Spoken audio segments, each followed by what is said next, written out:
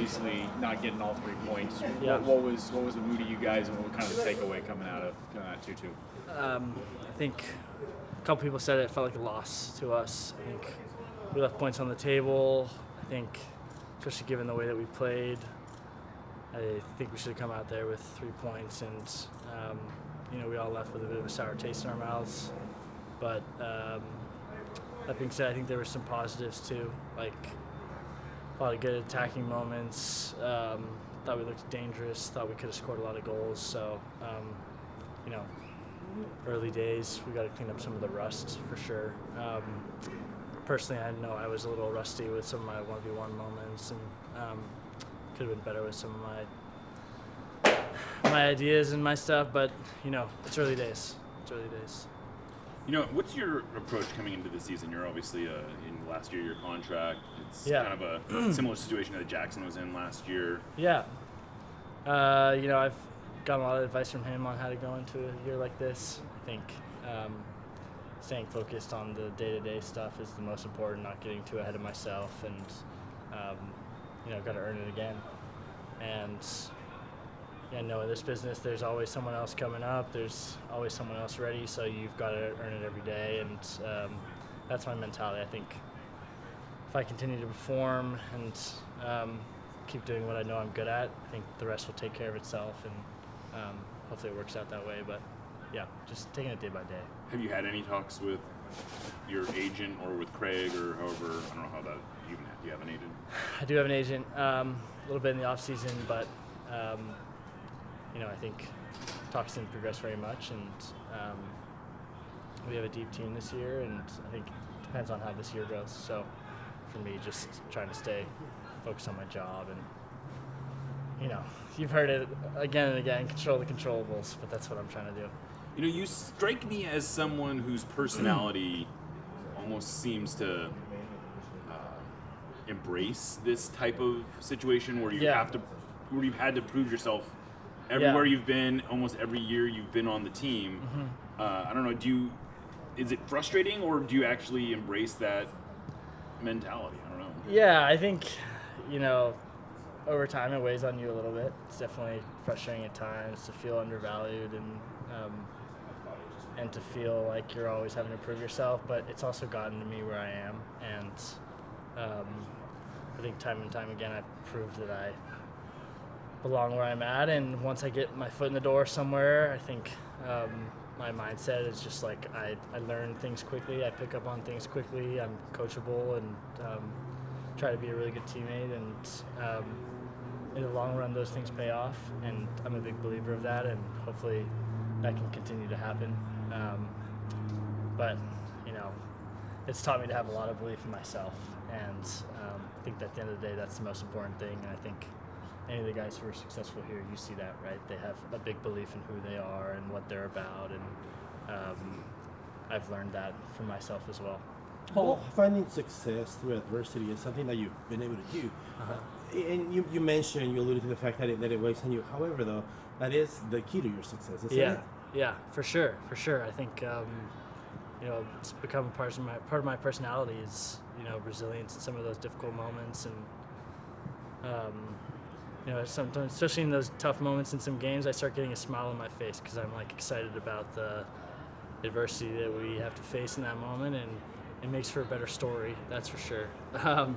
So yeah, I'm also super lucky. I think I have a really good support network behind me, and I think that's really important too. And I have a lot of people at the club who are in my corner in different moments and who are helping me through some of those tough times. Especially last year, there were some dark moments, and but I think that makes you a better person. It makes you a better teammate when you see some other guys going through it.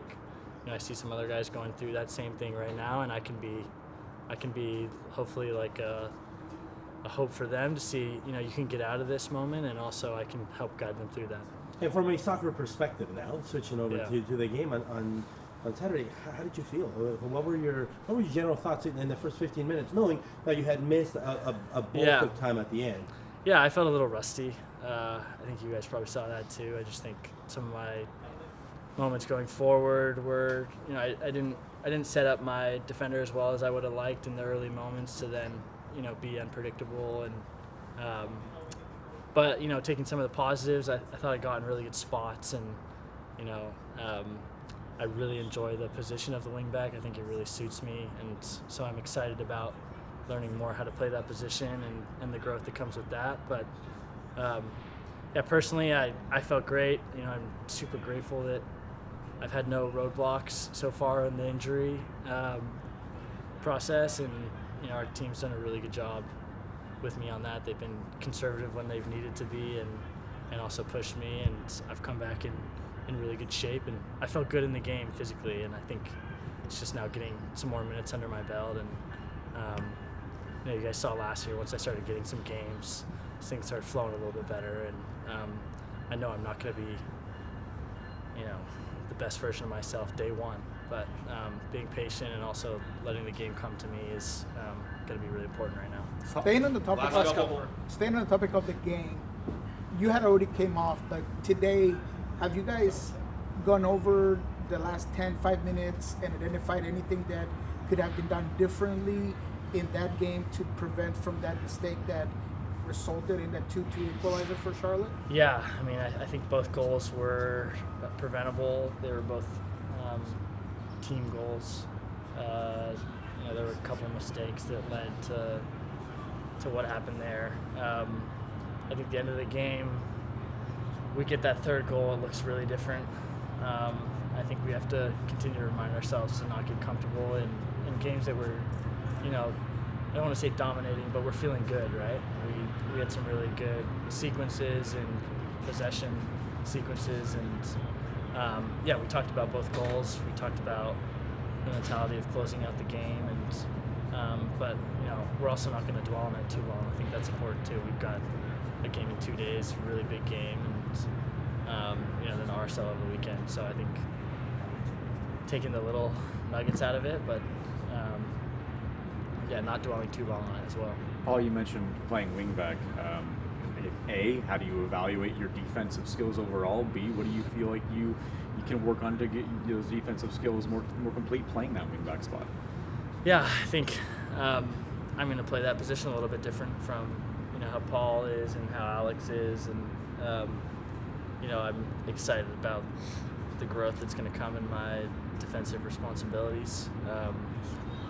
I will say that last year I was still playing pretty deep as a winger anyways, so I do understand a lot of some of those concepts. I think the biggest difference is like being connected with my back five, and also within those two lines. When we were playing that 4-4-2 defensively, it was you had that midfield reference, and now as a wingback you're in a different line than even the back three sometimes and the midfield. So understanding those situations, and then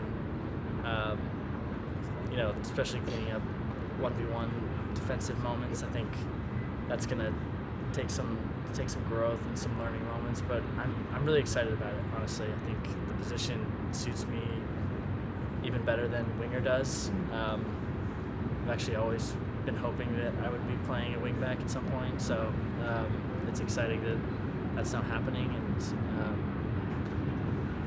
I'm just excited about what's to come there. I'm obviously going to grow throughout the year, and there's going to be different situations where I'm getting 1v1 press again, or 1v1 with a good attacker and I'm pinned, and other moments where I get to go forward. So you work with Nuhu to up your one-on-one skills? Definitely. And getting Georgie out after training as well, and having him go against me is really helpful too. Because obviously he's really skilled in those one-on-one situations. So we've got a lot of tools here that can help with that.